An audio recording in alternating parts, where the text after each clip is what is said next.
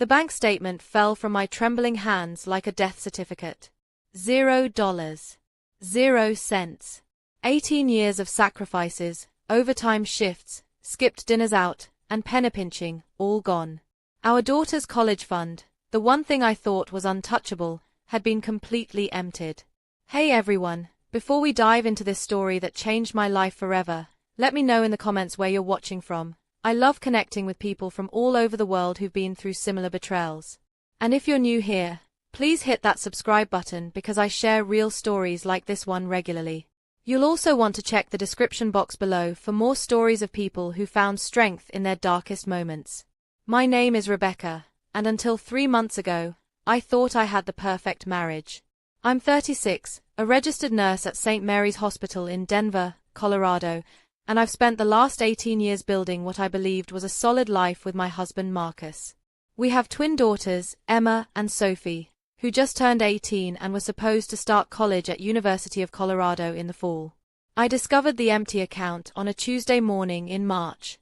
Marcus had left early for his construction job, claiming he had a big project starting in Boulder. The girls were at school, finishing their senior year, completely unaware that their futures had just been stolen from them. I was paying bills online when I decided to check the college fund balance, something I did every month like a ritual, watching our nest egg grow. The screen showed $0. At first, I thought it was a website error. I refreshed the page. Still 0. I called the bank, my hands shaking so badly I could barely dial. Mrs. Patterson, I see here that a withdrawal of $127,000 was processed yesterday afternoon by the primary account holder, the customer service representative said in that practiced, emotionally detached tone they use when delivering devastating news. That's impossible, I whispered. My husband wouldn't. He knows that money is for our daughter's education. But even as I said it, pieces started clicking into place. Marcus had been working late more often. He'd been secretive about his phone. Last month, I'd found a credit card statement with charges at expensive restaurants, places we'd never been together. When I'd asked him about it, he'd laughed it off, claiming it was business dinners with potential clients. The representative confirmed what I already knew deep in my bones. Marcus had authorized the transfer. My husband of 19 years had stolen our daughter's entire future and disappeared with it. I spent the rest of that day in a fog, mechanically going through the motions of normal life while my world crumbled around me. When Emma and Sophie came home from school, chattering excitedly about their upcoming graduation and college plans, I couldn't bring myself to tell them. How do you explain to your children that the man they trusted, their father, had betrayed them so completely? That evening, I tried calling Marcus. His phone went straight to voicemail. I tried texting, no response. I called his supervisor at the construction company, and that's when I learned the truth that made my stomach drop to my feet. Marcus hadn't shown up to work in 3 days. He'd simply vanished without notice, abandoning a job he'd held for 8 years. I sat in our kitchen that night, staring at family photos on the refrigerator, pictures of birthday parties, Christmas mornings, family vacations we'd saved for months to afford. In every image, Marcus's smile looked genuine. His arms around our girls looked protective. His kiss on my cheek in our anniversary photo looked loving. Had it all been a lie? How long had he been planning this? The worst part wasn't the money, though $127,000 represented nearly 2 decades of sacrifice. The worst part was realizing that the man I'd trusted with my heart, my body, my children's futures, had been systematically planning to destroy us. Every "I love you" over the past months had been a lie. Every family dinner where he'd asked the girls about their college plans had been an act. He'd looked his own daughters in the eye and pretended to care about their dreams while secretly planning to steal them away. I didn't sleep that night. I kept checking my phone, hoping for a text, a call, some explanation that would make sense of this betrayal. But deep down, I knew the truth. Marcus was gone, and he wasn't coming back. The man I'd married, the father of my children, had chosen someone else over his family. By morning, I'd made a decision. I wasn't going to let him destroy us without a fight. I didn't know how yet, but I was going to make sure my daughters got to college. And somehow, some way, Marcus was going to pay for what he'd done. If you've ever felt that moment when your entire world shifts beneath your feet, you know exactly what I was feeling. That sick realization that everything you believed was built on lies. Keep listening, because this story gets much more complicated, and my daughters turned out to be far more resourceful than I ever imagined. Wait, I'm not done with chapter 1 yet. There's more you need to know about that devastating morning, because what I discovered next made everything so much worse. After I hung up with Marcus's supervisor, confirming he'd abandoned his job, I decided to do some detective work. If my husband could lie about stealing from our children, what else had he been hiding? I went through our bedroom with methodical precision, searching for clues I'd been too trusting to notice before. In his dresser drawer, underneath old t-shirts, I found a second cell phone. My hands were shaking as I turned it on, and what I saw made bile rise in my throat. Text messages to someone named Christina dating back 6 months. Not just any messages, intimate ones. Pictures I can't bring myself to describe. Plans for weekend getaways while I thought he was working overtime. The most recent message, sent just yesterday morning before he cleaned out our account, read, "Baby, I got the money. We can finally start our new life together. Meet me at the airport at 3 p.m. Love you forever." Christina had responded with heart emojis and "can't wait to be your wife someday." I dropped the phone like it had burned me. Wife someday? We were still married. Our divorce papers hadn't even been filed. But apparently, Marcus had already moved on to planning his next marriage while systematically destroying his current family. I scrolled further back in their conversation, and each message was another knife to my heart. He told her he was trapped in a loveless marriage and that I was impossible to live with. He complained about supporting ungrateful kids who expected him to pay for their expensive college dreams. He'd painted himself as the victim, the misunderstood husband who deserved happiness. The Christina I saw in the photos was young, maybe mid-20s, with long blonde hair and the kind of carefree smile you can only have when you haven't been ground down by real life yet. She was everything I wasn't anymore. Skinny, unmarked by pregnancy and stress, without crow's feet or grey hairs. I was too exhausted to die. Reading through months of their messages, I pieced together the timeline of my husband's betrayal. It had started as an affair with a waitress at a restaurant near his construction sites. She was a single mom with a 5-year-old son, struggling to make ends meet. Marcus had positioned himself as her savior, the generous man who would rescue her from her difficult life. The irony wasn't lost on me. He was saving her while destroying his own family. They'd been planning this escape for months. Marcus had been slowly moving money around, making small withdrawals that wouldn't trigger my attention. The final $127,000 transfer was just the last step in a long con he'd been running on his own family. But here's what really broke me. In one message from 2 weeks ago, Christina had asked him if he felt bad about taking his daughter's college money. His response haunts me still. They're not really my priority anymore. Emma and Sophie are smart. They'll figure something out. Christina's son needs a father figure, and that's what matters now. Not really his priority anymore. His own daughters, who had worshipped him their entire lives, weren't his priority anymore. I sat on our bedroom floor, surrounded by evidence of my husband's betrayal, and cried harder than I had since my mother died. But somewhere in that grief, anger began to burn.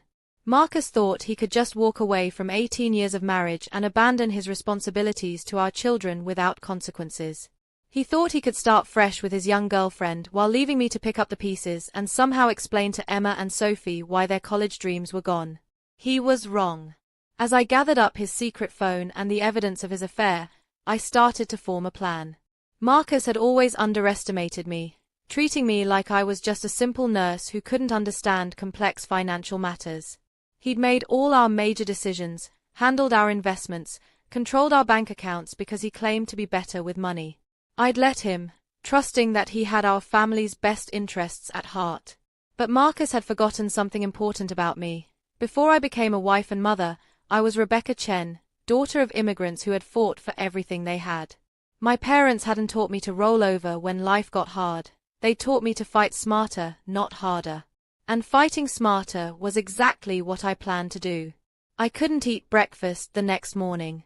Every time I looked at Emma and Sophie chattering about their senior prom plans and college orientation schedules, my chest tightened with the weight of what I had to tell them. They looked so much like Marcus, the same dark hair, the same confident way of gesturing when they got excited, but they had my stubbornness, my determination to see things through. Emma noticed first. She's always been the more perceptive twin, the one who picks up on tension and emotional undercurrents. Mom, you look terrible. Are you getting sick? We need to talk, I said, setting down my coffee cup with shaking hands. Both of you, sit down. Sophie, ever the optimist, bounced into her chair. Ooh, is this about prom? Did you finally decide we can get those expensive dresses we showed you? The innocence in her voice nearly broke me. Instead of expensive prom dresses, I was about to tell them their entire futures had been stolen. Your father is gone, I said simply. There was no gentle way to deliver this news, no way to soften the blow. He emptied your college fund and left town with another woman. The silence that followed was deafening. Emma's face went pale, while Sophie's smile slowly faded into confusion. That's not funny, Mom, Sophie said finally. Dad wouldn't. He's been planning our college visits next month. He promised to drive us to Boulder to see the campus. I pulled out Marcus's secret phone, my evidence of his betrayal. Honey, I found this hidden in his dresser. He's been planning this for months. Emma grabbed the phone first, and I watched her face change as she scrolled through the messages. Her expression hardened in a way that reminded me eerily of my own mother when she discovered my father's gambling problem years ago. That same cold, calculating look that said wheels were turning, plans were forming. Sophie looked over her sister's shoulder, reading the messages that detailed their father's new life plans. When she got to the part where Marcus had called them not really my priority anymore, I saw something die in her eyes. The daddy's girl who had always defended Marcus when Emma and I occasionally complained about his selfishness suddenly understood who her father really was. $127,000, Emma said quietly, her voice steadier than mine had been when I'd first learned the truth. Gone. I'm so sorry, girls. I know how much college meant to you both. I know you had plans, dreams. I started crying again, feeling like I'd failed them as a mother. I should have seen the signs. I should have protected them better. But Emma stood up from the table with a strange calm. Stop apologizing, Mom. This isn't your fault. She looked at Sophie, and something passed between them, one of those twin telepathy moments that had always amazed me. We need to think about this logically. Logically? I laughed bitterly. Emma, there's nothing logical about what your father did. He stole from his own children and ran away with a woman half his age. Logic went out the window. No, Mom, Sophie said, and there was something in her voice I'd never heard before. Something cold and determined. Emma's right. We need to think about this strategically. Over the next hour, my 18-year-old daughters demonstrated a maturity I didn't know they possessed. Instead of crying or raging or falling apart like I had, they started asking practical questions. What were our legal options? Could we trace where the money went? Did we know anything about this Christina woman? Emma, who had always been good with technology, started researching. Within an hour, she'd found Christina's social media profiles, her address, even her work schedule at the restaurant where she'd met Marcus. Sophie, meanwhile, was calculating our financial situation with a precision that would have made an accountant proud. We have some options, Emma announced, looking up from her laptop. Dad made some mistakes. What do you mean? I asked. First, he used a joint account that had both your names on it, but you never authorized the withdrawal. That's a potential legal issue right there. Second, Christina has been posting about their relationship all over social media, including pictures with expensive jewelry and talking about their upcoming honeymoon to Cancun. She's broadcasting evidence of his adultery. Sophie nodded. And Mom, you said Dad told his supervisor he was taking time off for a family emergency. But his phone records show he was texting Christina about running away together. That's fraud, lying to his employer. I stared at my daughters in amazement. While I'd been wallowing in grief and betrayal, they'd been building a case against their father. "There's something else," Emma said quietly. "Something you need to know about Dad." My stomach dropped. "What?" "Remember last year when he said he got that bonus at work? The one that paid for our family vacation to California?" "Yes, he said they'd landed a big commercial contract." Emma and Sophie exchanged another look. "We overheard him on the phone last summer," Sophie said. "He wasn't talking to his supervisor. He was talking to someone about taking out a loan against the house, using our home as collateral." The room started spinning.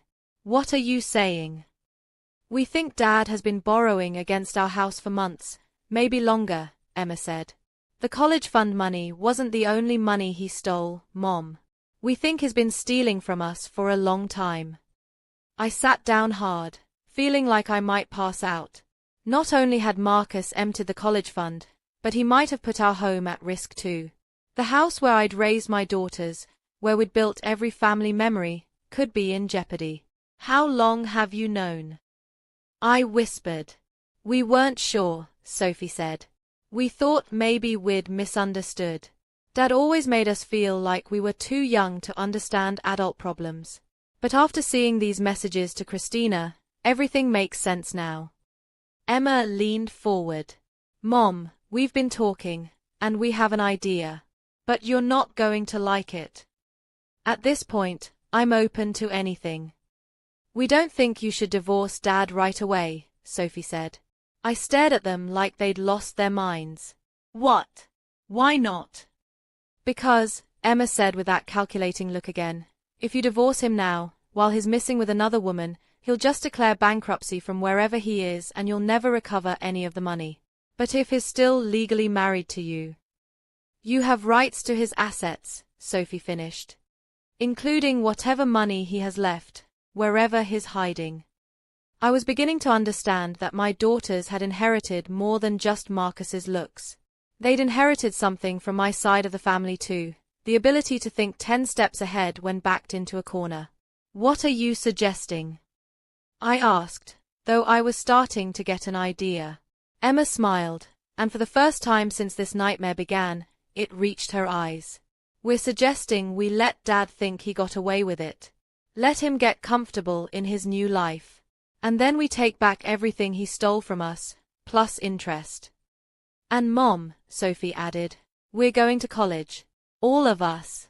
Even if we have to destroy Dad to make it happen."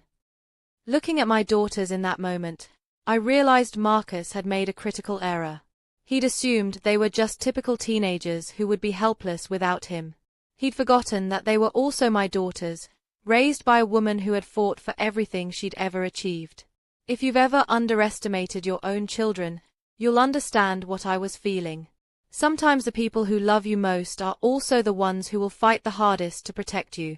But I had no idea just how far Emma and Sophie were willing to go.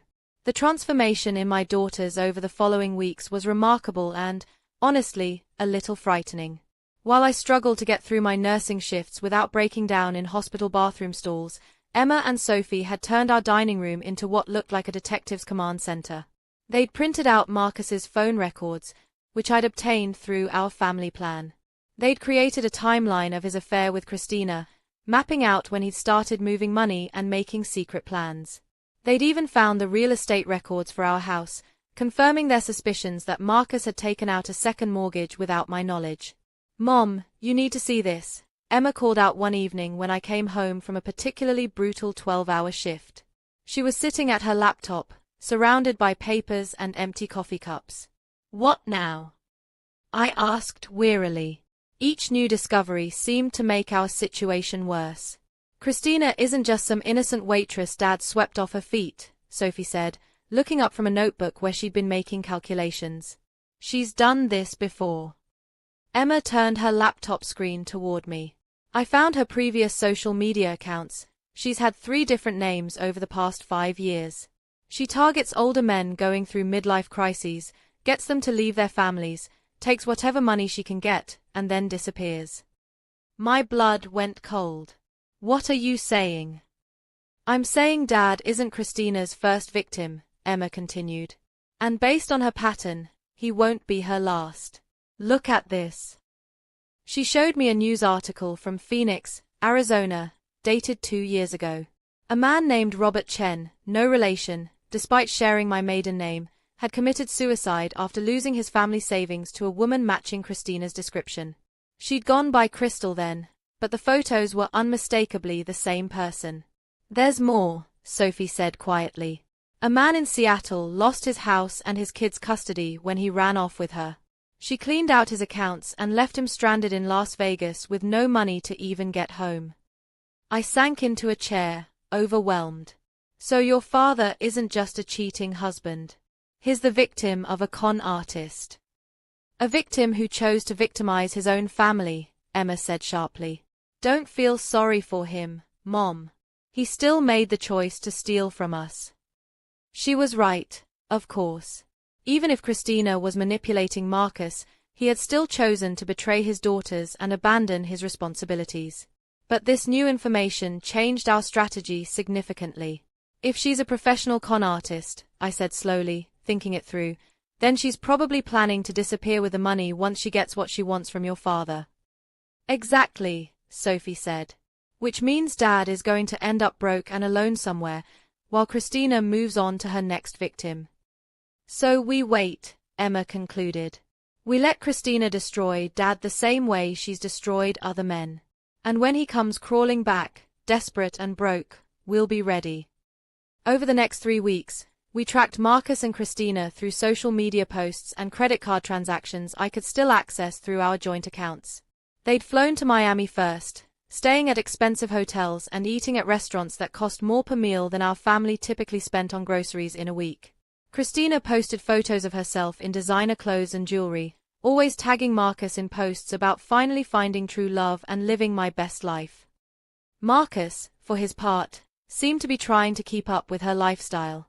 The credit card bills showed charges for expensive gifts, a $3,000 bracelet, a $1,500 purse, charges at high-end spas and boutiques. My husband, who had always complained when I spent $50 on a new dress, was apparently financing his girlfriend's shopping sprees. But Emma noticed something I might have missed. Look at the pattern, Mom, she said, showing me the timeline she'd created. Every few days, there are large cash withdrawals. Christina's taking money out of whatever accounts Dad set up and converting it to cash. Why would she do that? I asked. Because cash is harder to trace, Sophie said grimly. She's preparing to disappear. Sure enough, after about a month of their expensive Miami vacation, the social media posts stopped.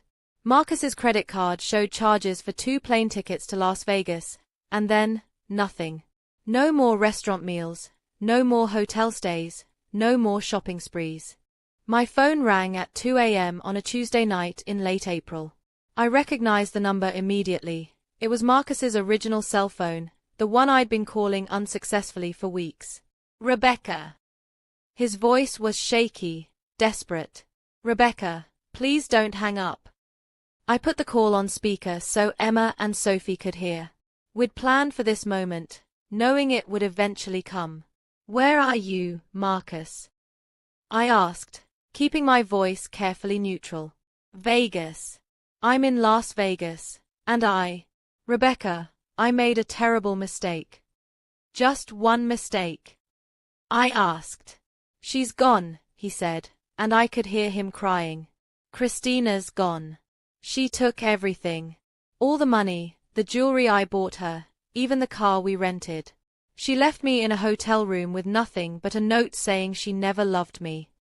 Emma rolled her eyes and made a jerking motion with her hand. Sophie covered her mouth to keep from laughing out loud. I'm sorry, Marcus, but I'm not sure why you're calling me, I said. You made your choice when you stole our daughter's college fund and ran away with another woman.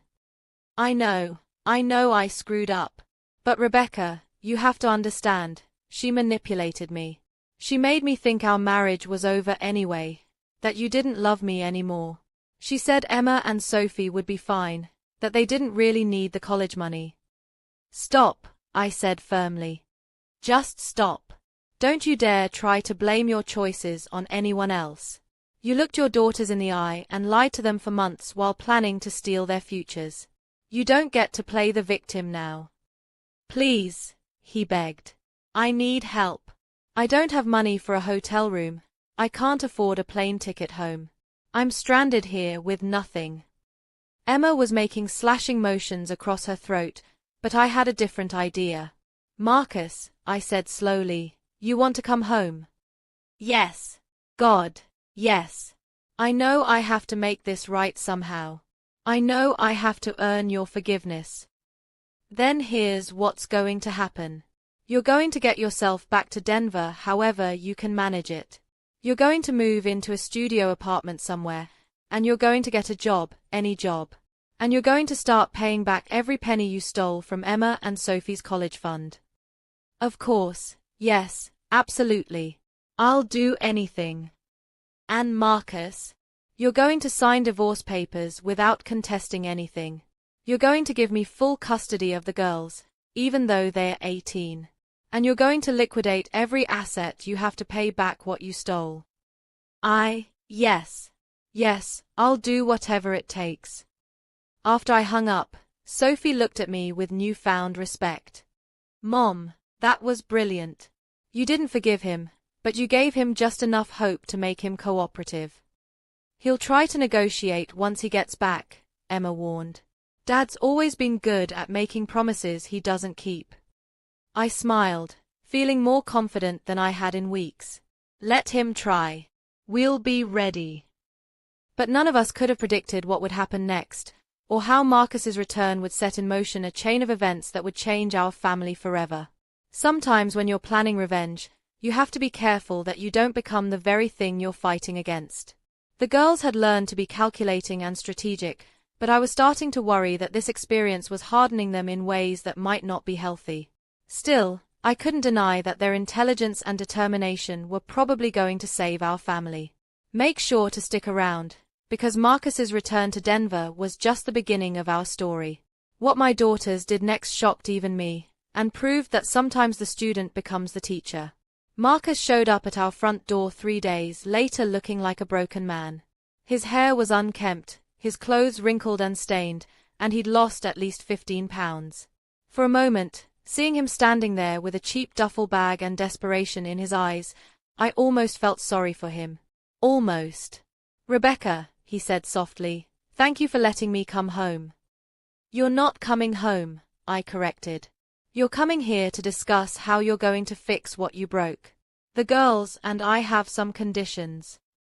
Emma and Sophie appeared behind me in the doorway, and I saw Marcus's face crumble when he looked at them. Whatever fantasy he constructed about his daughters welcoming him back with open arms died right there on our front porch. Hi, Dad, Emma said coldly. You look terrible. Girls, I know you're angry, and you have every right to be. But I want you to know that I never stopped loving you. What I did was wrong, but it wasn't about you. It was about me being confused and making terrible choices. Save it, Sophie interrupted. We know all about Christina. We know about her other victims. We know you weren't her first married man, and you won't be her last. Marcus's face went white. How did you? What do you mean, other victims? Emma smiled, but it wasn't a pleasant expression. We did our homework, Dad. While you were playing house in Miami with your con artist girlfriend, we were investigating.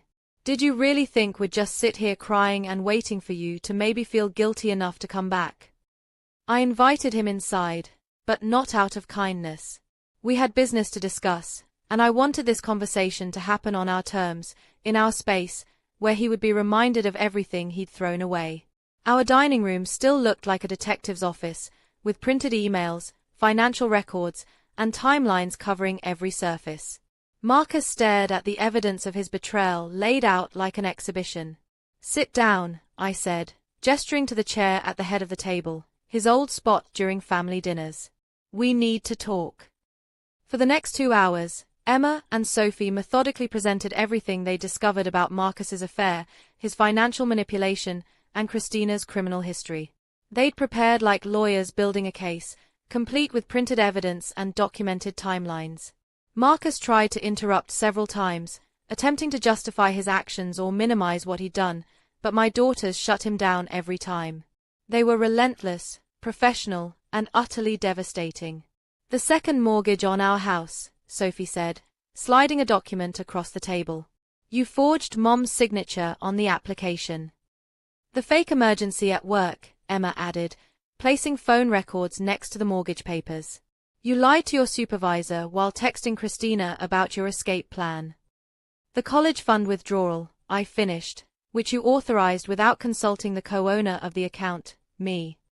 Marcus stared at the evidence pile, his shoulders slumping further with each revelation. "I know it looks bad." "It doesn't just look bad, Dad," Emma said.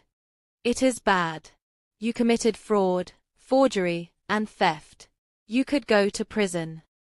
"But we're not going to turn you in to the police," Sophie added quickly, seeing hope flicker in Marcus's eyes. "We have a better idea." This was the part of our plan that had taken weeks to develop. Emma and Sophie had researched legal precedents, financial recovery options, and even consulted with a lawyer friend of my mother's without revealing specific details. "Here's what's going to happen," I said, pulling out a folder we'd prepared. "You're going to sign these divorce papers immediately, with no contest and no negotiation. You're going to agree to pay back every penny of the college fund, plus interest, over the next 5 years. 5 years. Marcus protested. "Rebecca, that's impossible. I don't have a job, I don't even have a place to live." "Then you better get creative," Emma said sharply. "Because if you don't agree to these terms, we turn all this evidence over to the district attorney and let them sort it out." Sophie leaned forward. "Dad, you stole from your own children's future. The least you can do is work extra hard to pay it back." The terms we'd outlined were harsh but fair. Marcus would pay $2,500 per month toward the college fund debt, plus an additional $800 per month for the unauthorized mortgage payments he'd made on our house. If he missed a single payment, the full amount would become due immediately, and we'd pursue criminal charges. "I can't afford that," Marcus said weakly. "Even if I get my old job back, my take-home pay isn't enough to cover rent and that kind of payment plan." "Then get 2 jobs, I replied. "Get 3 jobs. Figure it out. You managed to figure out how to steal from us, now figure out how to pay us back." Emma pulled out another document. "There's one more thing, Dad. We know about your pension plan at work, and we know about the life insurance policy. You're going to sign paperwork making Emma, Sophie, and me the beneficiaries of everything. No exceptions. And," Sophie added with a smile that didn't reach her eyes, "you're going to write letters to both of our college admissions offices explaining that there was a temporary financial emergency but that our tuition will be paid in full. You're going to take responsibility for nearly derailing our educations." Marcus looked around the table at his family, his ex-family, really, and for a moment I thought he might refuse. I could see him calculating, wondering if he could somehow negotiate better terms or find a way out of accountability. But Emma and Sophie had anticipated this too. "Oh, and Dad," Emma said casually. "We've already contacted Christina's other victims. The man in Seattle, the widow in Phoenix whose husband killed himself after she destroyed him, the family in Portland who lost their house. They're all very interested in sharing their stories with law enforcement if you decide not to cooperate." Sophie nodded. "We've also documented every transaction Christina made with your money, including the cash withdrawals. If you want to file charges against her for theft, we have enough evidence to help you get some of your money back. But only if you're making good faith efforts to pay us back first." The room went silent except for the sound of Marcus breathing heavily. I watched him process the reality of his situation. He could agree to our terms and spend the next 5 years working to rebuild some relationship with his daughters, or he could refuse and spend the next 5 years in legal hell with no family at all. "If I sign these papers," he said finally, "and if I agree to this payment plan, what happens to us? Do I get to see you girls? Do I get any kind of relationship with my family?" Emma and Sophie looked at me, letting me answer. That depends entirely on you, Marcus, I said. If you prove that you can keep your word, if you show genuine remorse instead of just self-pity, if you demonstrate that you understand the magnitude of what you've done, then maybe, someday, you can earn back some small place in our lives. But Dad, Sophie added softly, it's going to take a lot more than money to fix what you broke. You didn't just steal our college fund. You stole our ability to trust you. You stole our family. You stole our sense of security. Money can't buy those things back. Marcus started crying then, ugly, desperate sobs that might have moved me a few months ago. But I'd cried all my tears for this man.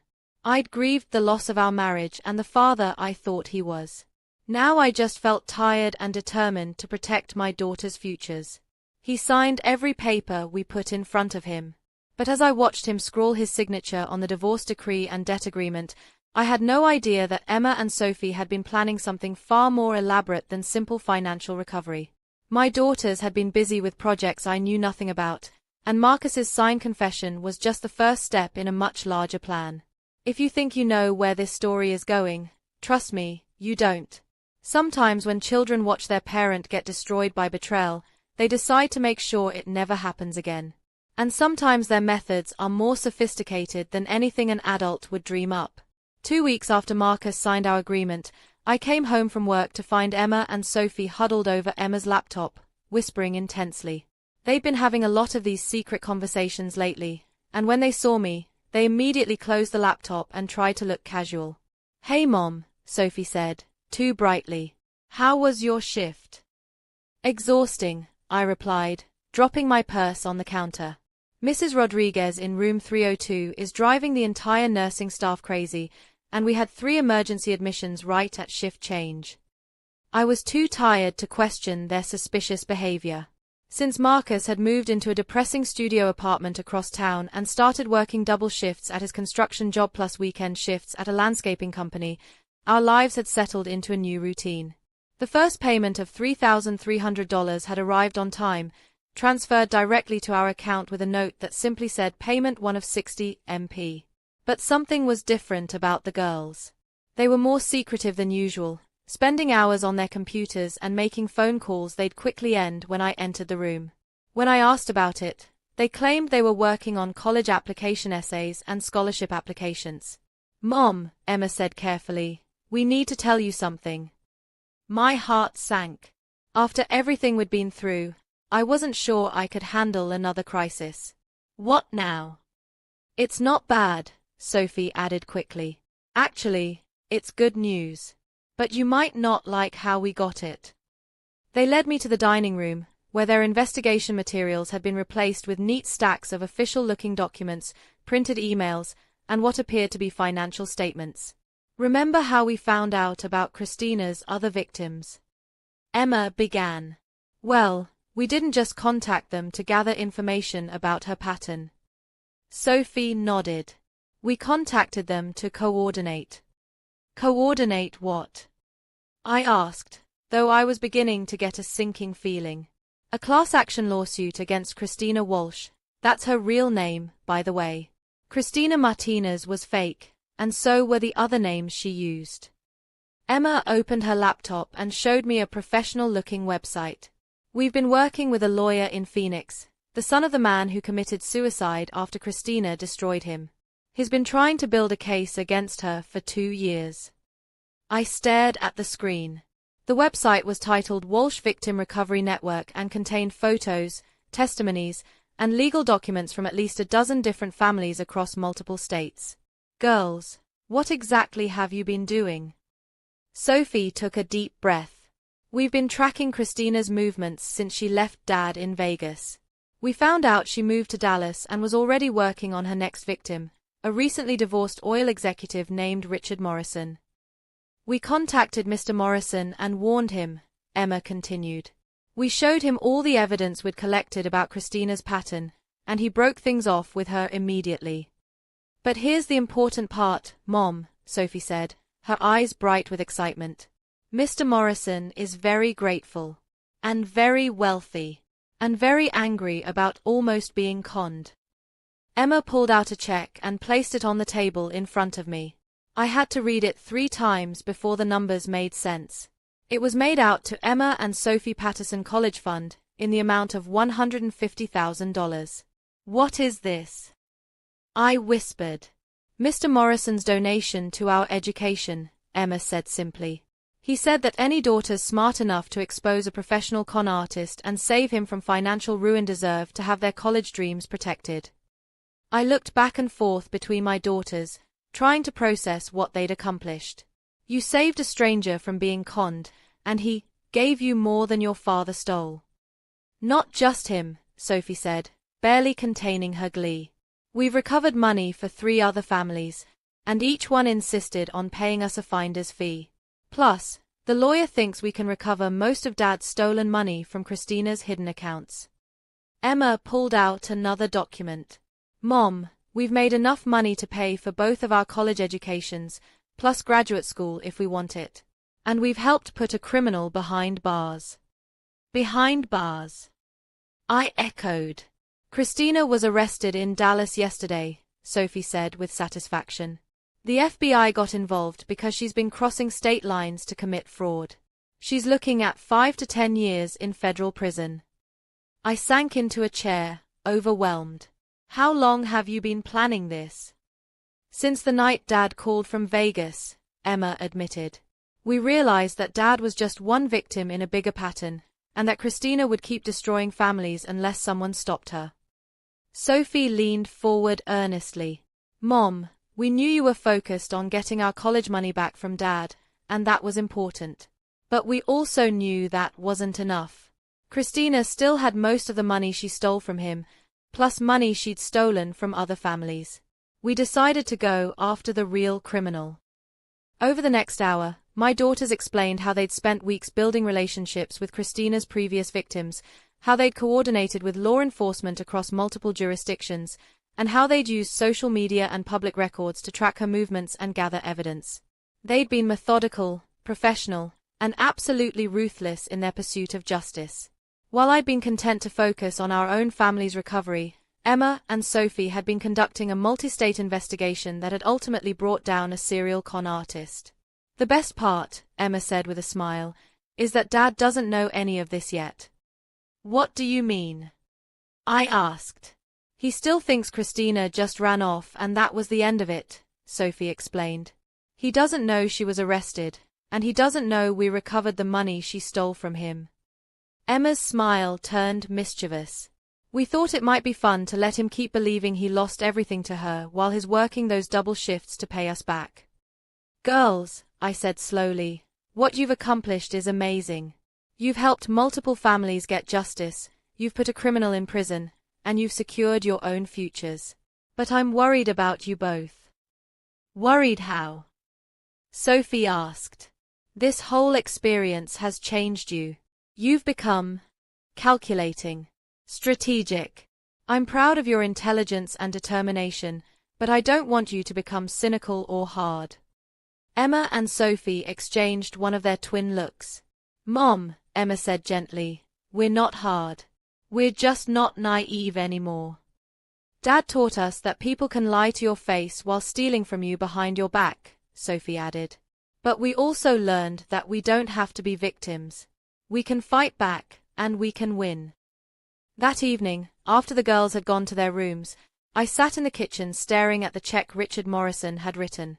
My daughters had not only recovered from their father's betrayal, they turned it into a victory for multiple families and secured their own futures in the process. But Emma was right. They weren't the same trusting teenagers they'd been 6 months ago. They'd learned to investigate, to strategize, to anticipate people's weaknesses and use them. These were valuable skills, but they also worried me. Had Marcus's betrayal created 2 young women who would never fully trust anyone again? Or had it simply revealed strengths they'd always possessed but never needed to use? I was about to find out, because Emma and Sophie weren't finished with their father yet. The check from Mr. Morrison was just the beginning of their plan to ensure that Marcus truly understood the consequences of his choices. And when that phone call came 3 days later, Marcus screaming and desperate, I realized my daughters had orchestrated something that would change our family forever. It was 11:30 p.m. on a Thursday when my phone rang with Marcus's number. I was already in bed, exhausted from a particularly difficult shift in the cardiac unit, but something about the lateness of the call made me answer. Rebecca. Marcus's voice was panicked, breathless. Rebecca, something's happened. Something terrible. I sat up in bed, immediately alert. Despite everything he'd done, Marcus was still the father of my children, and that panicked tone triggered my protective instincts. What's wrong? It's Christina. She's been arrested. The FBI came to my apartment tonight asking questions about her, about the money, about everything. They think I might be involved in some kind of fraud ring. I looked across the hall, where I could see light under Emma and Sophie's bedroom doors. They were still awake, probably listening to every word of this conversation. Slow down, Marcus. Tell me what happened.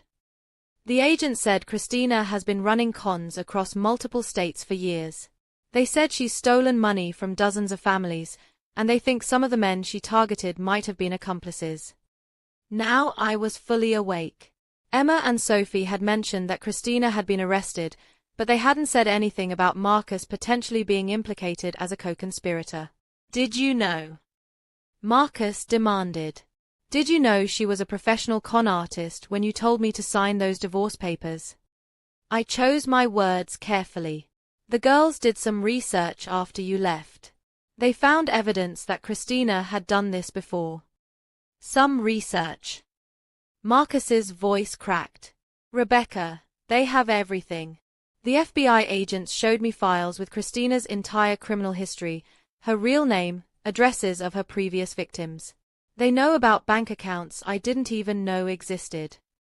I heard footsteps in the hallway and saw Emma and Sophie peeking around my bedroom doorway.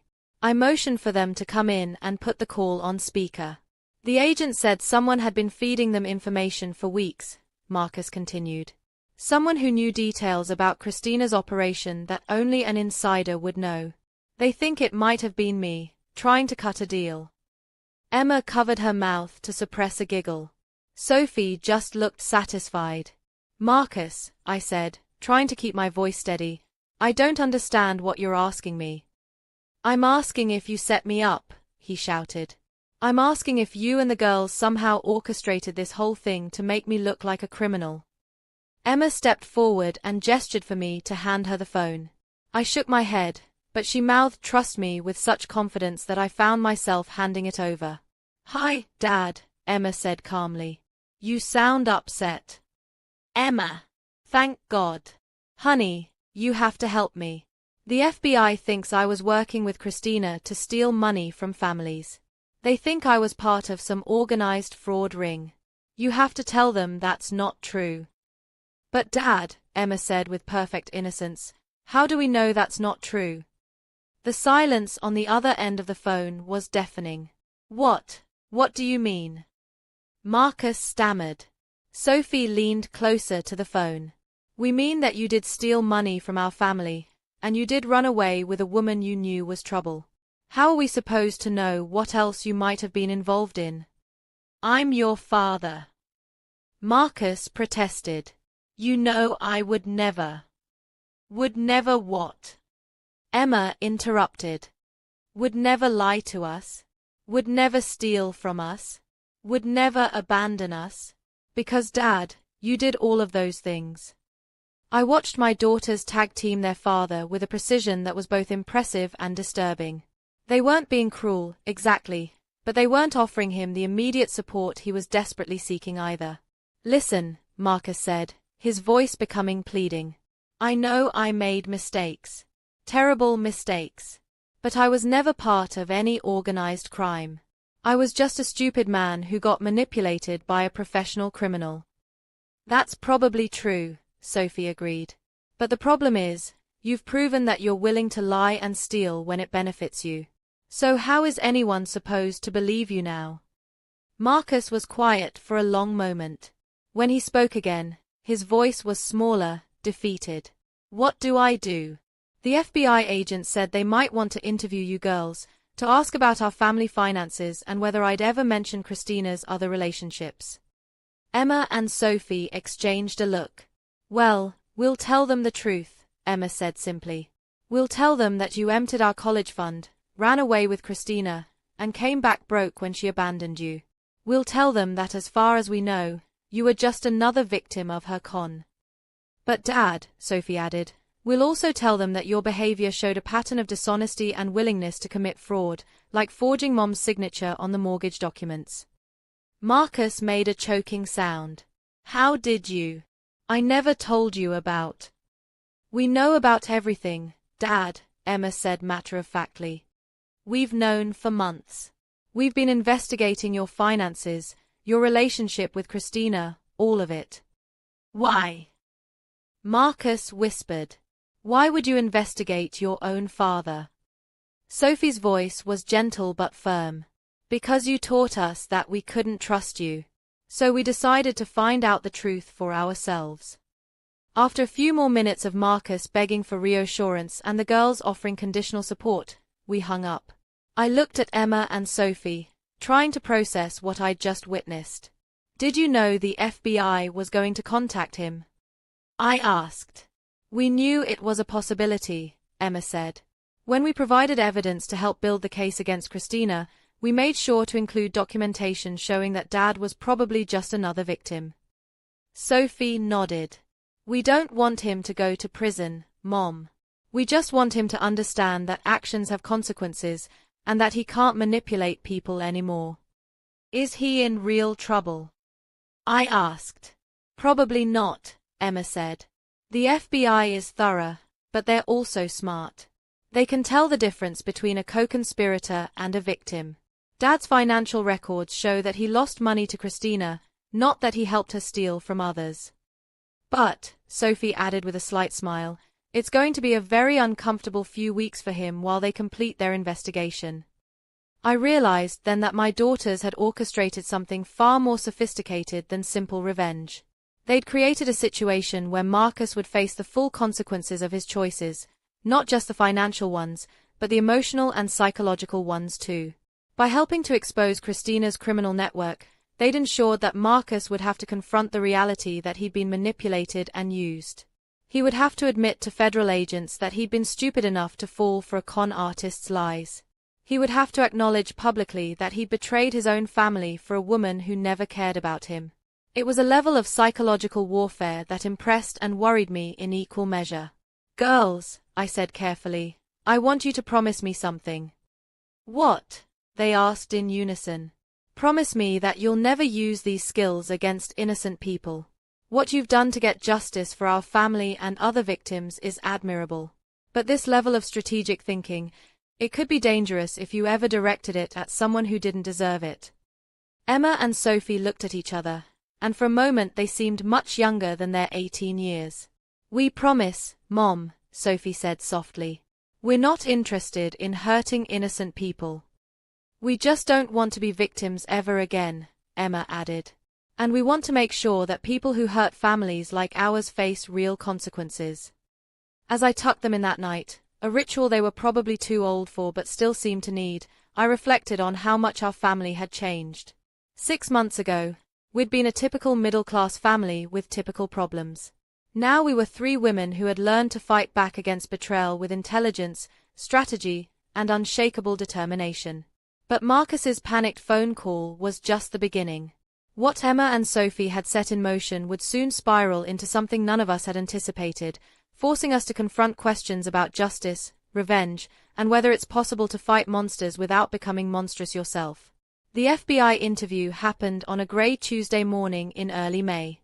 Agent Sarah Chen, ironically sharing my maiden name, and Agent Michael Rodriguez came to our house to speak with Emma, Sophie, and me about Marcus's relationship with Christina and our family's financial situation. I'd expected the girls to be nervous, but they were remarkably composed.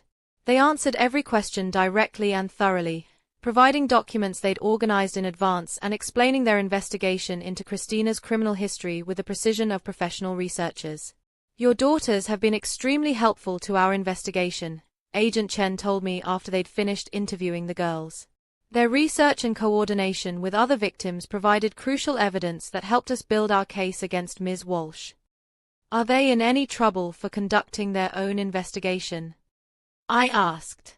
Agent Rodriguez smiled. Your daughters didn't break any laws. They used publicly available information, social media, and legal databases to research a person who had harmed their family. That's not only legal, it's commendable. After the agents left, Emma and Sophie seemed almost deflated. The adrenaline of the investigation, the satisfaction of seeing Christina arrested, and the victory of securing their college funds had carried them through the past few months. Now, with the FBI interviews complete and Christina facing federal charges, there was nothing left to fight. I feel weird, Sophie admitted as we sat in the kitchen after the agents left. Like, what do we do now? Now we move forward with our lives, I said. You both start college in the fall. We rebuild our family, just the three of us. Emma frowned. What about Dad? It was a question we'd been avoiding. Marcus was still making his monthly payments, still working double shifts to fulfill the agreement he'd signed. The FBI had cleared him of any involvement in Christina's crimes, but his reputation at work and in our community had been damaged. People knew he'd abandoned his family for a con artist, and that kind of shame follows a man. What about him? I asked. I mean, his paying us back. His keeping his word about the money, Emma said slowly. And he calls every few days to check on us, even though we barely talk to him. Sophie nodded. I hate what he did. But I also feel kind of sorry for him sometimes. He lost everything, his family, his pride, his savings, his reputation. Maybe he's learned his lesson. I looked at my daughters, these young women who had shown such strategic brilliance in pursuing justice, and saw something I'd hoped would survive their ordeal, their capacity for compassion. Despite everything Marcus had done, they were still able to feel empathy for their father's suffering. Do you want to see him? I asked. They exchanged one of their twin telepathy looks. Maybe, Emma said. But not at home. Somewhere neutral. We arranged to meet Marcus at a coffee shop near the university campus where the girls would be attending in the fall. It seemed appropriate somehow, a reminder of the futures he'd nearly stolen but that they'd managed to recover and protect. Marcus looked better than he had the night he'd shown up at our door. He'd gained back some of the weight he'd lost, his clothes were clean and pressed, and he'd gotten a decent haircut. But there was something different about his demeanor, a humility that hadn't been there before. Thank you for agreeing to see me, he said as we sat down at a corner table. I wasn't sure you would. We're here because we want to understand something, Emma said directly. Are you actually sorry for what you did, or are you just sorry you got caught? Marcus flinched at the question. I'm sorry for what I did. I'm sorry I hurt you, all of you. I'm sorry I was stupid enough to fall for Christina's lies, and I'm sorry I let my midlife crisis destroy our family. That's not what Emma asked, Sophie pointed out. She asked if you're sorry for what you did, or sorry you got caught. Marcus was quiet for a long moment, considering the distinction. I think, he said finally, that I started out being sorry I got caught. When Christina left me in Vegas with nothing, I was angry and humiliated and desperate. I wanted to come home because I needed help, not because I understood how badly I'd hurt you. He looked directly at each of us. But living in that studio apartment, working 2 jobs to pay back money I stole from my own daughters, having FBI agents ask me questions about whether I was part of a criminal conspiracy, that changed something. I started to understand that I wasn't the victim in this situation. You were. Emma leaned back in her chair. So what changed your mind? The hard work? The embarrassment? The fear of going to prison? All of that, Marcus admitted. But mostly it was realizing that my 18-year-old daughters were smarter, stronger, and more ethical than I was. You girls could have destroyed me completely. You had evidence of forgery, fraud, adultery. You could have sent me to prison and made sure I never recovered financially. Sophie raised an eyebrow. We still could. I know, Marcus said. But instead, you gave me a chance to make things right. You structured a payment plan that's hard but not impossible. You protected me from criminal charges while still making sure I faced consequences. You've been more fair to me than I deserved. I had to admit, I was surprised by his insight. The Marcus I'd married would have found ways to blame everyone else for his situation. This man seemed to understand that he was responsible for his own consequences. There's something else, Marcus continued. I know about the money you recovered from Christina's other crimes. I know you've actually secured more than enough to pay for college.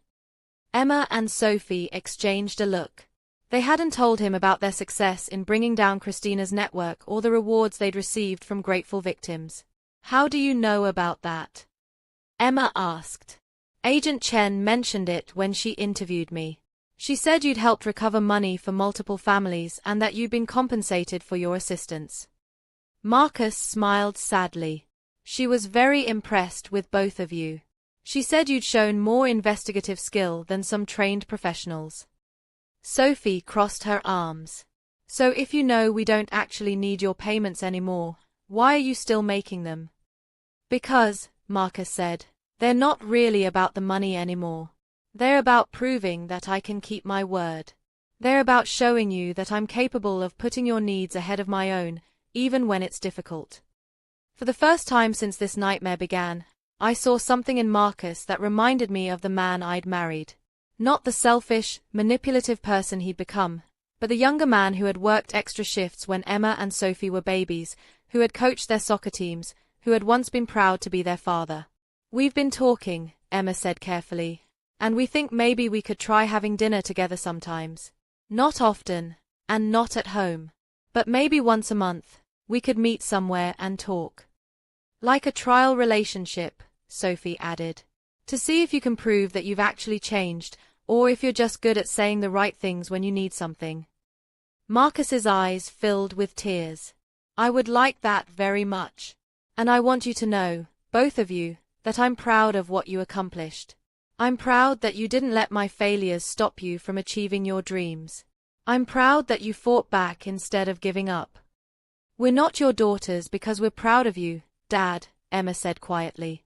You're our father because we're stuck with each other. But maybe, if you keep working at it, someday we can be proud of each other again. As we left the coffee shop that afternoon, I realized that Emma and Sophie had accomplished something even more impressive than bringing down a criminal network or securing their college funds. They'd found a way to hold their father accountable while still leaving room for redemption. They'd learned that justice doesn't always require destruction, and that sometimes the most powerful revenge is giving someone the opportunity to become better than they were. But their story was far from over. College would bring new challenges, new opportunities, and new tests of the strength and wisdom they developed through this ordeal. And Marcus's journey to earn back his daughter's trust would prove more complicated than any of us anticipated. 6 months later, Emma and Sophie were thriving at the University of Colorado. Emma had declared a double major in computer science and criminal justice, inspired by her experience tracking down Christina's criminal network. Sophie had chosen psychology with a focus on family therapy, saying she wanted to help other families recover from betrayal and trauma. They came home every few weeks, usually together, always bringing stories of their classes, their friends, and their growing independence. Watching them navigate college with confidence and purpose, I knew we'd made the right choices during those dark months after Marcus's betrayal. Marcus had continued making his monthly payments religiously, even after we'd all acknowledged they were more symbolic than necessary. He'd also started seeing a therapist, not because we'd asked him to, but because he'd realized he needed to understand how he'd become capable of such selfishness. Our monthly dinners had become a routine. They were still somewhat formal, still careful, but they were real conversations. Marcus would ask about the girls' studies, their future plans, their thoughts on current events. Emma and Sophie would tell him about their classes, their professors, their growing understanding of themselves and the world. But it was during one of these dinners that Emma brought up something that surprised all of us. Dad, she said as we waited for dessert at a restaurant near campus, Sophie and I have been talking about something, and we want your opinion. Marcus looked pleased to be asked for advice. It was the first time in over a year that either of his daughters had treated him as someone whose judgment might be valuable. What about? He asked. We've been thinking about starting a business, Sophie said. A consulting service for families who've been victims of financial fraud or identity theft. I raised an eyebrow. That's quite ambitious for college freshmen. We know, Emma said. But we have experience that most consultants don't have. We know what it feels like to be victimized, and we know how to fight back effectively. Marcus frowned. Are you sure you want to build a career around the worst experience of your lives? That seems like it might be unhealthy. Sophie shook her head. It's not about dwelling on what happened to us. It's about using what we learned to help other people. Do you know how many families get destroyed by financial crimes every year? And most of them don't fight back because they don't know how. We could teach them, Emma added. We could show them how to investigate, how to gather evidence, how to coordinate with law enforcement, how to recover assets. We could turn one of the worst things that ever happened to us into something that helps hundreds of other families. I looked at my daughters, seeing not the devastated teenagers who'd learned their father had betrayed them, but confident young women who had transformed their pain into purpose. What would you call this business? I asked. Phoenix Recovery Services, Sophie said immediately. Because sometimes you have to burn down the old life before you can build a better one. Marcus was quiet for a long moment. When he spoke, his voice was thick with emotion. I think, he said carefully, that it's the most beautiful thing I've ever heard. You're going to take the worst thing I ever did to our family and use it to protect other families from similar pain. Emma studied her father's face. Are you okay with that? With us building a business around exposing the kind of behavior you engaged in? More than okay, Marcus said. I'm proud. And if you ever need someone to speak to other men about the psychology of midlife crisis and financial infidelity, I'd be willing to share my story. To help other husbands understand the consequences before they make the mistakes I made. That conversation stayed with me for weeks. My daughters had not only survived their father's betrayal, they transformed it into a mission to help others. They'd found a way to take the worst experience of their young lives and turn it into something meaningful and positive. But more importantly, they'd found a way to include Marcus in their healing process without excusing his behavior or minimizing their pain. They were allowing him to contribute to the solution while still holding him accountable for creating the problem. 3 months later, Emma and Sophie officially launched Phoenix Recovery Services as a part-time consulting business they could run around their class schedules. Their first client was a family in Arizona whose teenage son had discovered that his stepfather had been stealing from his college fund to support a gambling addiction. Within 6 months, they had clients in 12 states and a waiting list of families seeking their help. They'd been featured in articles about young entrepreneurs and had been invited to speak at conferences about financial fraud prevention. Marcus had become one of their most effective resources, a reformed perpetrator who could speak honestly about the rationalizations and emotional manipulation that lead men to betray their families. His testimony had helped several wives recognize early warning signs in their own marriages and had convinced multiple men to seek help before their destructive behaviors escalated. But the most remarkable thing about watching Emma and Sophie build their business was seeing how they balanced justice with compassion. They were ruthless in pursuing criminals and recovering stolen assets, but they also provided emotional support to family members who were struggling to understand how someone they trusted could have betrayed them so completely. They'd learned something that many adults never figure out, that strength isn't about being invulnerable, and justice isn't about being merciless. Sometimes the most powerful thing you can do is refuse to let someone else's bad choices define your future. One evening, as I watched Emma walk a distraught mother through the process of documenting her husband's hidden debts while Sophie helped the woman's teenage daughter understand that her father's gambling addiction wasn't her fault, I realized that Marcus's betrayal had ultimately created something he never intended: 2 young women who were absolutely unstoppable when it came to protecting families from financial predators. They'd taken the worst thing that had ever happened to them and transformed it into their superpower. If you've ever wondered whether it's possible to find meaning in betrayal or purpose in pain, my daughters proved that it is. But their success didn't come from forgetting what happened or forgiving too quickly. It came from refusing to be defined by someone else's choices while still learning from the experience. But there's more to this chapter, because what happened next challenged everything we thought we knew about forgiveness, family, and second chances. Just when it seemed like we'd found our new normal, Marcus made a decision that would test whether the trust we'd been carefully rebuilding was real or just another illusion. 2 years after Emma and Sophie had started college, Marcus came to one of our monthly dinners with an announcement that none of us saw coming. "I've been offered a job in Seattle," he said as we waited for our appetizers. "A construction management position with a company that specializes in affordable housing projects. It's a promotion, better pay, and a chance to do work that actually makes a difference in people's lives." Emma put down her water glass. "That's great, Dad. Congratulations." "But," Sophie added, reading the subtext, "you're not just telling us about a job offer." Marcus nodded. "The position starts in 6 weeks. I wanted to talk to you about what this means for our arrangement." Our arrangement.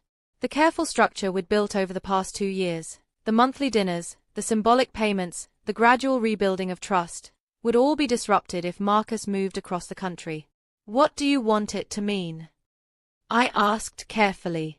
"I want it to mean that I'm finally ready to build a life I can be proud of," Marcus said. "I want to take this job not because I'm running away from my responsibilities here, but because I've learned enough about myself to believe I won't make the same mistakes again." Emma and Sophie exchanged one of their looks. They were 20 now, halfway through college, successful business owners, and young women who had learned to trust their instincts about people's motivations. "Are you asking for our blessing?" Sophie asked. "I'm asking if you think I've earned the right to stop defining myself by the worst thing I ever did," Marcus replied. "I'm asking if you believe I've actually changed, or if you think I'll always need external supervision to make good choices."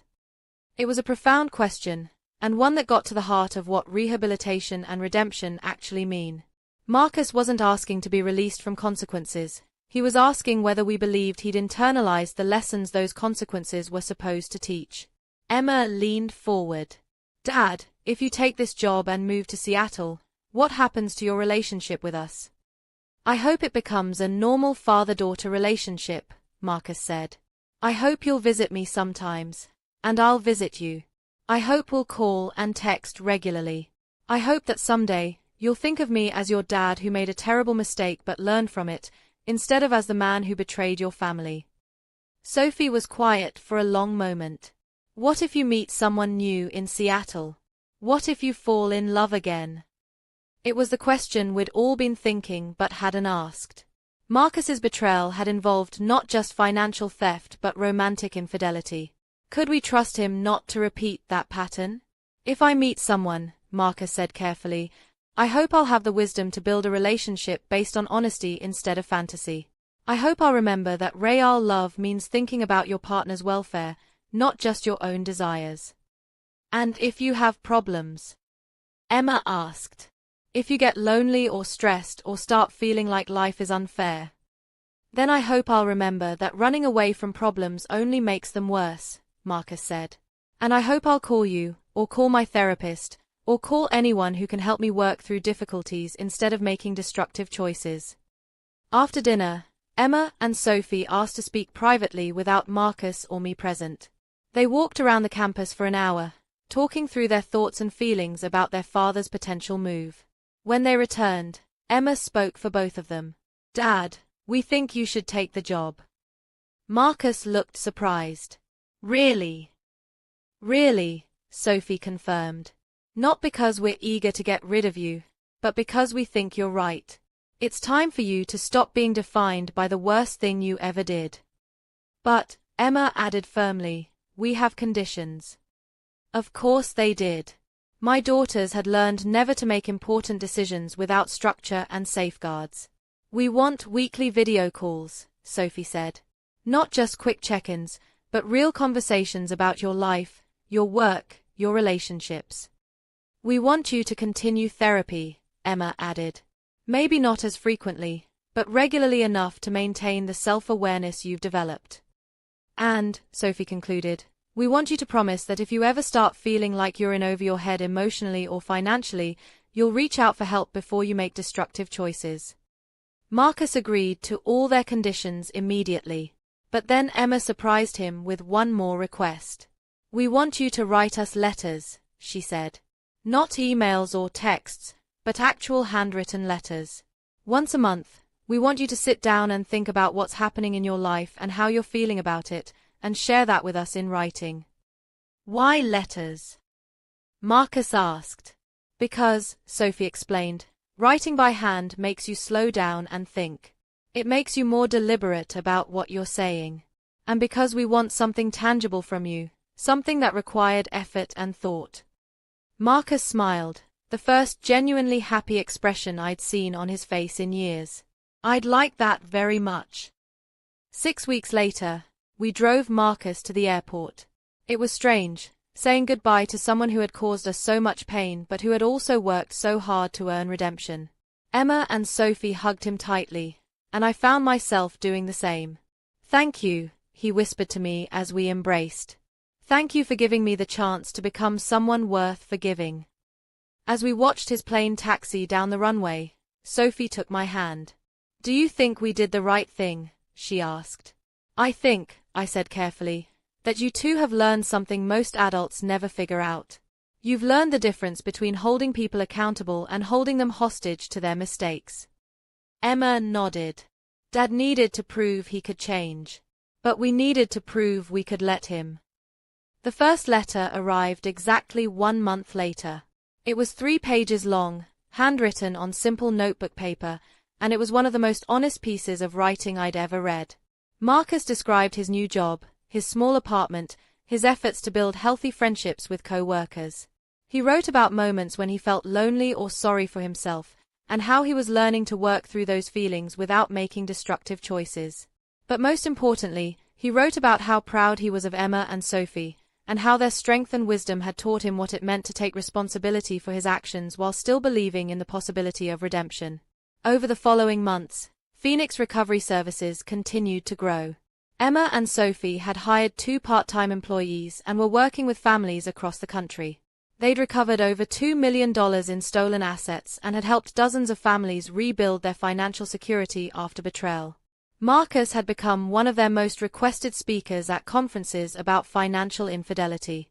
His willingness to talk honestly about his mistakes and the long process of earning forgiveness had helped countless other families navigate similar crises. But perhaps most remarkably, Emma and Sophie had maintained their compassion and optimism despite everything they'd experienced. They hadn't become cynical or hard. They'd become wise, able to see clearly, fight effectively, and still believe in people's capacity for growth and change. One evening, as I was reviewing applications for nursing school, I decided to pursue my master's degree in family therapy. Emma called from her dorm room.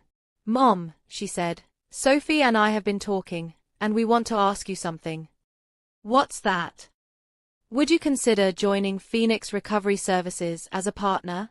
We think families need someone with your kind of experience, someone who understands the medical and psychological aspects of trauma recovery. I was quiet for a moment, considering the offer. You want me to work with you? We want you to work with us, Sophie's voice came through the speakerphone. We've learned so much about fighting back and seeking justice. But you've taught us about healing and forgiveness and building something better from the ashes of what was destroyed. Besides, Emma added with a laugh, we're going to need someone to keep us grounded when we get too focused on the revenge part of recovery.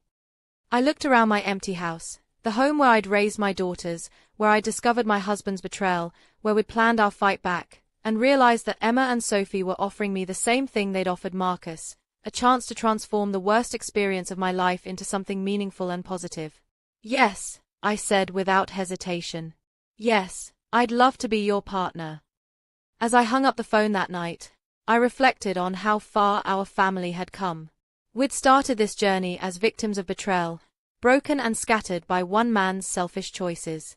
But we'd refused to stay victims. We'd fought back, not just for revenge, but for justice. We'd held Marcus accountable, but we'd also given him the opportunity to earn redemption. Most importantly, we'd learned that healing doesn't mean forgetting, and strength doesn't mean being invulnerable. Sometimes the most powerful thing you can do is refuse to let someone else's betrayal define who you become. 3 years after Marcus moved to Seattle, Emma and Sophie were seniors in college, and Phoenix Recovery Services had become a nationally recognized consulting firm. We'd helped over 200 families recover from financial betrayal, and our success stories had been featured in major news outlets. I'd completed my master's degree in family therapy and had become the company's director of emotional recovery services. My role was to help family members process the psychological trauma of betrayal while Emma and Sophie focused on the investigative and legal aspects of asset recovery. Marcus's monthly letters had become something I looked forward to receiving. They were windows into his growth as a person, honest accounts of his struggles and victories in building a life based on integrity instead of selfishness. He'd been promoted twice at his construction company and had started dating a woman named Linda, a relationship he'd approached with the transparency and patience he'd learned from his previous failures. But it was Emma who noticed the pattern first. "Mom," she said during one of our weekly business meetings, "have you looked at the geographical distribution of our cases lately?" I pulled up our client database on my laptop. Phoenix Recovery Services now had cases in 35 states, but Emma was right. There was a noticeable concentration in the Pacific Northwest. "We've had 12 cases in Washington and Oregon in the past 6 months, Sophie observed. "That's unusual for that region." Emma leaned forward, her investigative instincts engaged. "What's more unusual is that 8 of those cases involve construction workers or contractors who've stolen from their families to support relationships with younger women." I felt a familiar chill run down my spine. "You think there's a pattern?" "I think," Emma said carefully, "that we need to do some research." Over the next 2 weeks, Emma and Sophie conducted the kind of thorough investigation that had become their signature approach. They analyzed the financial records, communication patterns, and behavioral indicators from our Pacific Northwest cases, looking for connections and similarities. What they found was disturbing. "Mom," Sophie said, calling me into the dining room where they'd recreated their old command center setup. "We think there might be another Christina operating in Seattle." My stomach dropped. "What do you mean?" Emma pulled out printed photographs and financial records. "Look at these patterns. Multiple middle-aged men, all in construction or related fields, all suddenly becoming secretive about money and relationships. All eventually abandoning their families for women who fit a very specific profile." The photos showed women who could have been Christina's sisters, young, blonde, attractive in a generic way that would appeal to men going through midlife crises.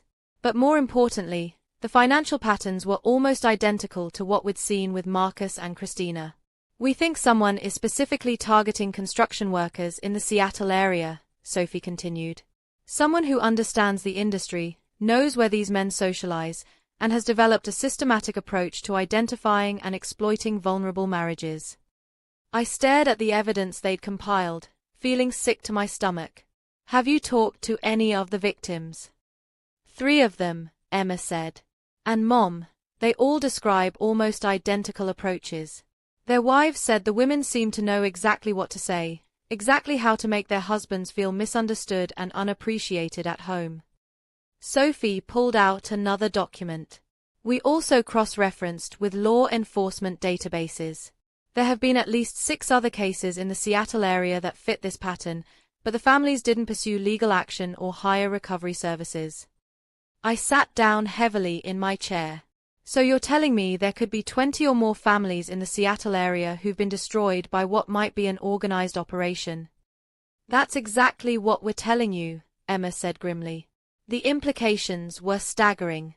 If Emma and Sophie were right, Marcus was living in a city where predators were systematically targeting men like him, middle-aged construction workers who might be vulnerable to the same kind of manipulation he'd fallen for.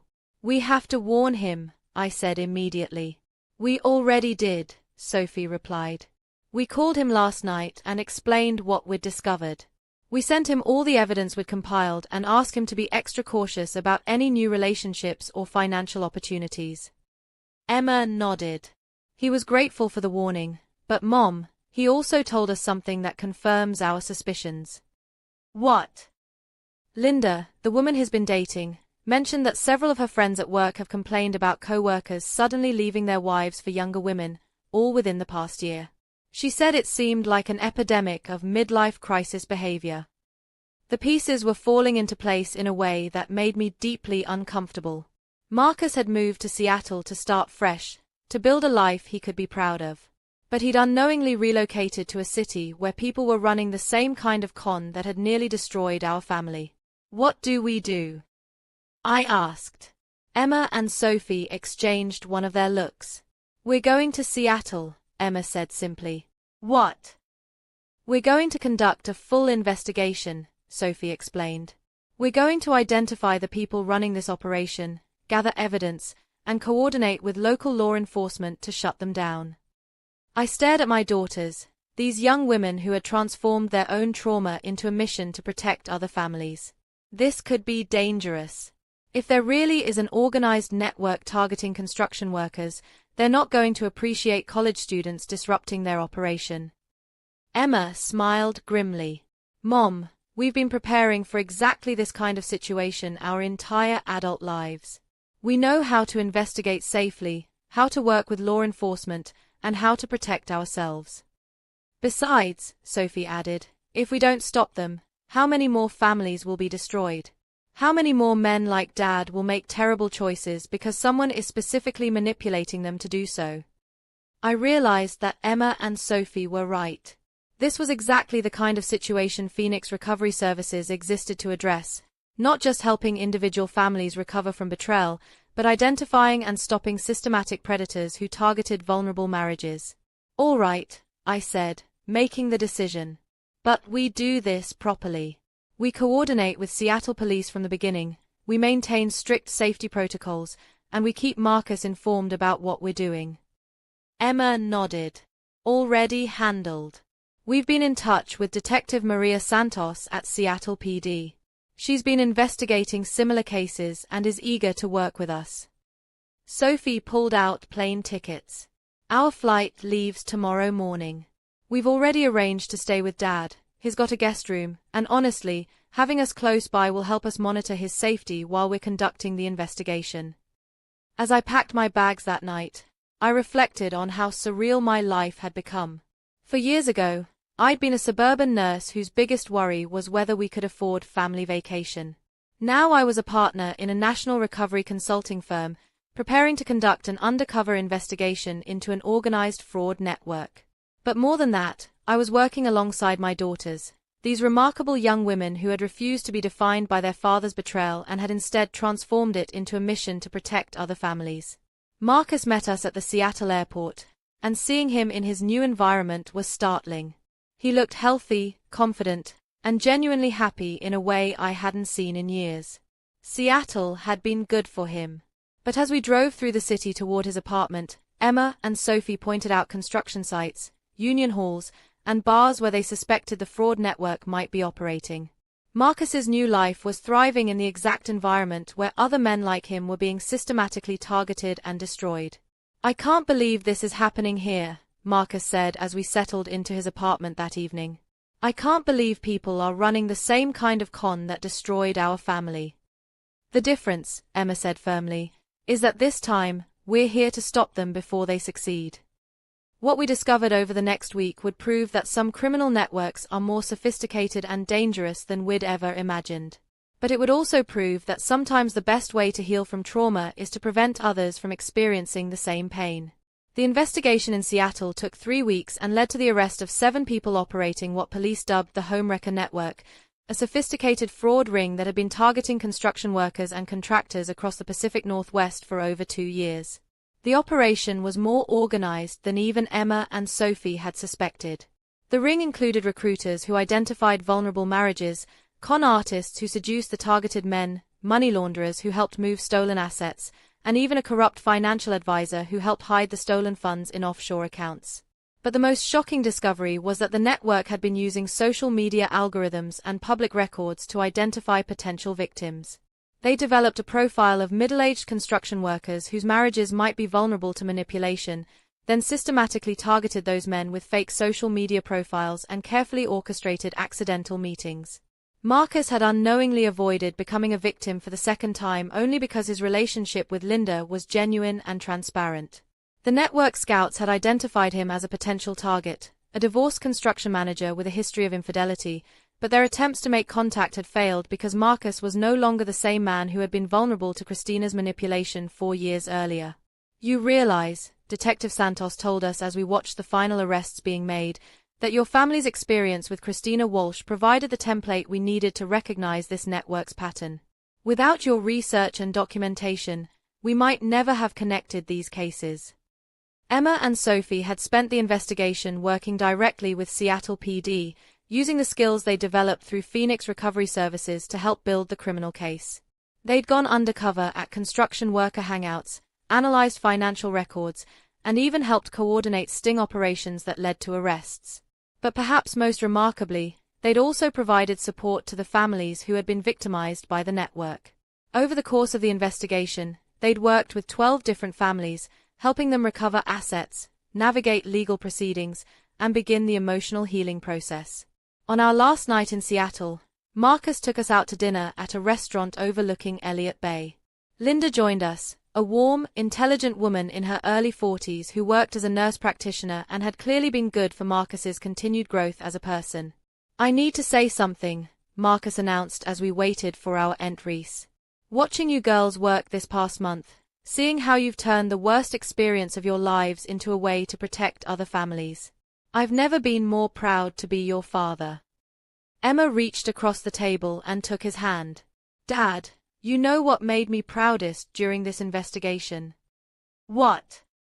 "Watching you recognize the warning signs of manipulation and immediately reporting them to Detective Santos.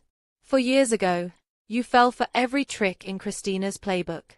This time, you saw through the attempts to manipulate you before they even got started." Sophie nodded. "You've actually changed. Not just your behavior, but your understanding of yourself and your relationships. That's not easy to do." I watched this exchange between Marcus and our daughters and realized that we had achieved something I'd once thought was impossible. We'd found a way to be a family again, despite everything that had been broken between us. Not the same family we'd been before Marcus's betrayal. That version of our family had been built on assumptions and unexamined trust that could never be fully restored. But we'd become something different and, in many ways, stronger. A family built on tested trust, earned forgiveness, and shared commitment to protecting others from similar pain. Linda, who had been quietly listening to our conversation, spoke up. "I hope you don't mind me saying this, but Marcus has told me your whole story. What you've accomplished, both in recovering from betrayal and in helping other families, it's inspired me to be more aware of the warning signs in my own work." She explained that she'd started incorporating financial abuse and infidelity warning signs into her patient consultations, and had already identified 2 situations where women were being systematically isolated and financially manipulated by their partners. "You've created a ripple effect," she told Emma and Sophie. "Every family you help directly probably helps prevent other families from being victimized through increased awareness and education." As we flew back to Denver the next morning, I reflected on the journey our family had taken from Marcus's initial betrayal to this moment of resolution and purpose. We'd started as victims of one man's selfish choices, but we'd refused to stay victims. Emma and Sophie had learned to fight back strategically and effectively, but they'd also learned to balance justice with mercy. They'd held their father accountable while still leaving room for redemption. They'd transformed their trauma into a mission to protect other families, but they'd done so without becoming cynical or hard. Most importantly, they'd proven that healing doesn't require forgetting, and that forgiveness doesn't require returning to the way things were before. Sometimes the strongest families are the ones that have been broken and rebuilt with greater wisdom and intentionality. 6 months later, Phoenix Recovery Services opened a West Coast office in Seattle, with Marcus serving as a part-time consultant specializing in construction industry fraud cases. Emma and Sophie had graduated from college with honors and had been accepted to graduate programs, Emma in criminology at Georgetown, Sophie in family psychology at Northwestern. The company they'd started as teenagers had grown into a nationally recognized firm with 12 employees and clients in all 50 states. They'd recovered over $5 million in stolen assets and had helped more than 400 families navigate the aftermath of financial betrayal. But beyond the professional success, they'd also maintained their close relationship with each other and had built healthy, trusting romantic relationships of their own. They'd proven that experiencing betrayal doesn't have to make you incapable of trust. It can make you better at recognizing trustworthy people and situations. Marcus continued to write his monthly letters, but now they were filled with stories of his work helping other men avoid the mistakes he'd made, his relationship with Linda, and his pride in watching Emma and Sophie build careers dedicated to protecting families like ours. I'd completed my master's degree and had started a private practice specializing in family recovery from financial trauma. My first book, Rising from Betrayal, A Family's Journey from Victim to Victor, was scheduled for publication the following year. As I write this conclusion to our story, Emma and Sophie are preparing for their graduate school orientations. Marcus is planning to propose to Linda at Christmas, and I'm considering whether to accept a position teaching family therapy at the University of Colorado. We're not the same family we were 5 years ago when Marcus emptied our daughter's college fund and ran away with Christina. We're not even trying to be. We're something new, a family that has been tested by the worst kind of betrayal and has chosen to transform that experience into strength, wisdom, and purpose. If you're facing betrayal in your own family, I want you to know that recovery is possible. Justice is possible. Healing is possible. It's not easy, and it's not quick, and it requires more strength and strategic thinking than you might believe you possess. But sometimes the worst things that happen to us become the foundation for the best things we accomplish. Sometimes the people who hurt us the most teach us the most important lessons about resilience, forgiveness, and the difference between being a victim and being a survivor. Emma and Sophie proved that teenagers are capable of wisdom and strategic thinking that many adults never develop. Marcus proved that people can fundamentally change if they're willing to do the hard work of understanding themselves and accepting responsibility for their choices. And I learned that being a mother sometimes means watching your children become stronger and wiser than you ever imagined possible, then having the courage to follow their lead when they show you a better way forward. Our story began with betrayal, but it ends with purpose. It began with a family falling apart, but it ends with a family that's stronger and more connected than we ever were before. Sometimes the best revenge isn't destroying the person who hurt you, it's becoming so successful, so strong, and so focused on helping others that their betrayal becomes irrelevant to your happiness. That's exactly what we did. Make sure you check the description box below for more incredible stories of families who refused to stay victims, who fought back with intelligence and determination, and who transformed their worst experiences into their greatest strengths. Because if there's one thing our story proves, it's that no matter how badly you've been betrayed, you always have the power to choose what happens next. And sometimes, what happens next is more beautiful than anything you lost.